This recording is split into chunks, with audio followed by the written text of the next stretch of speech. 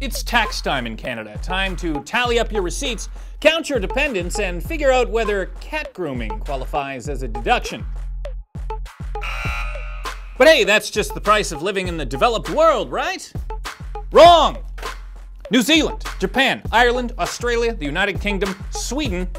These are all countries where income taxpayers are not required to file a mandatory return.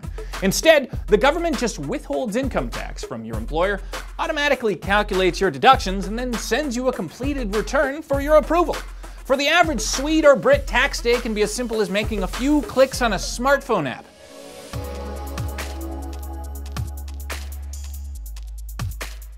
Of course, small business owners and people with rental suites still have to file a tax return, but if you're just Joe Salaryman, you don't even need to know when tax day is. Some years, as many as 90% of British taxpayers have fallen into this glorious category.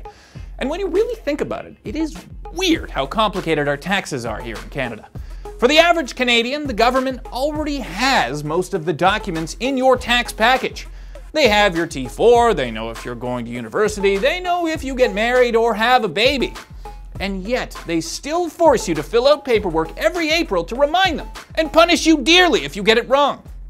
In an NPR interview last month, the tax law professor Joseph Bankman described it thusly. Imagine if Visa acted like a tax collector. Each month, your statement would just be a blank piece of paper, and then you'd have to fill it out with a list of every purchase you made that month. Get it wrong, and that's fine. Your life is just ruined for a while. So why are we doing this again? The cynical answer is that having a horrifyingly Byzantine tax system is great for business. According to the Fraser Institute, admittedly not a fan of taxes, Canada spends $7 billion each year on filing the returns. H&R Block, Taxtron, TurboTax, you filed. These folks are all going to lose a whole lot of business if it's suddenly easy to pay your taxes. And in the US, where corporate political influence is a much bigger problem, this is indeed a major roadblock towards tax simplification. Reason number 2? Here's Stephen Harper announcing a home renovation tax credit. We will establish a new permanent home renovation tax credit. Here's Justin Trudeau proposing a new tax credit for teachers. And hey, here's the BC government announcing a new tax credit for volunteer firefighters.